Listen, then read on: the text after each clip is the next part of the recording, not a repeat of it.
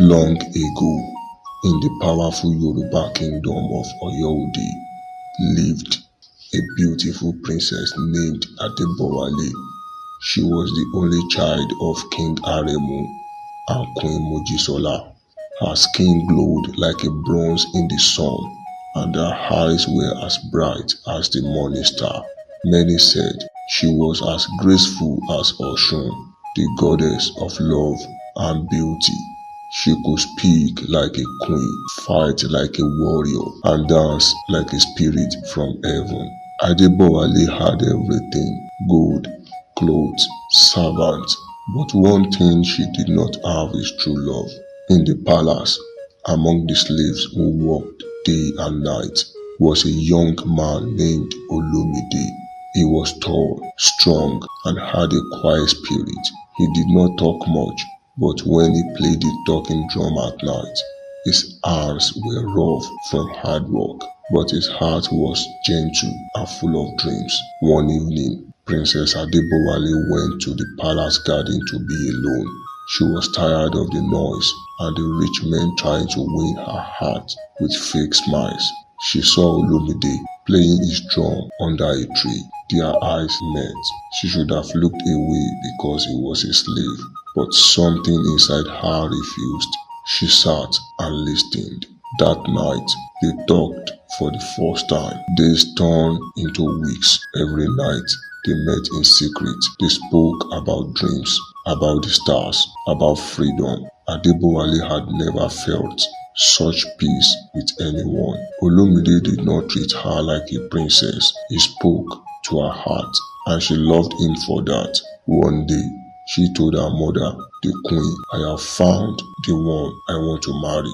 The queen smiled. Tell me, my child, is he a prince from Ile-Ife or a warrior from Ijebu? Adebowale shook her head. He is Olumide, the palace slave.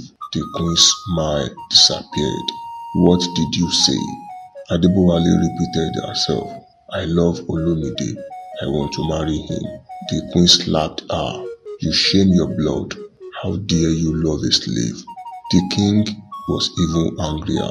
This nonsense ends today. He roared. He ordered the guards to bring out the slave. Olumide was dragged into the royal court in chains. Chiefs and elders gathered. Everyone shouted. It was wrong. A slave can never marry a princess.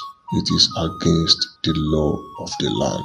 The king ordered Olumide to be killed. But before the death sentence, the old high priestess, Iya Oshunmebi, stood up. She was blind, but her spirit saw far. She raised her hand and said, the gods have spoken to me. This love is pure. If you fight it, disaster will follow. No one believed her. The king waved her away, but that very night, strange things started to happen. The sky turned grey for many days. The river dried up.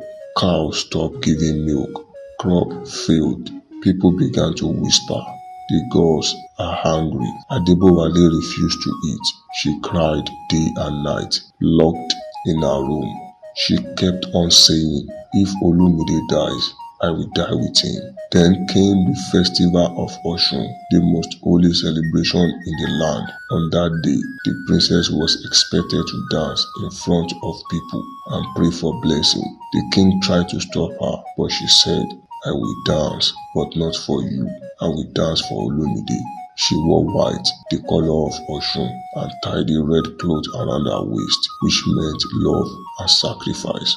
As the drum played, Adebowale stepped into the circle and danced like never before. Her feet moved with power. Her body spoke a language older than words. As she danced, the sky began to change. Clouds gathered, thunder rolled. The rain started falling heavily. It was healing rain. The people shouted with joy. The river returned. The crops drank. Life returned to the kingdom. The old priestess stood again. The gods have answered, she said. This love has saved the land. The king, now full of shame and wonder, walked to Olumide, who was still in chains. Slowly, he unlocked them. He said, Forgive me, you are no longer a slave, you are a prince." The people clapped and cried.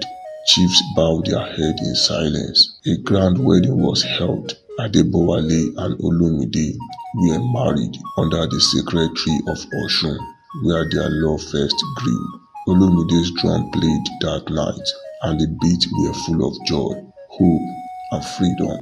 From that day, Oyode became a new kingdom where love ruled above pride, and even a slave could rise by the power of a true heart.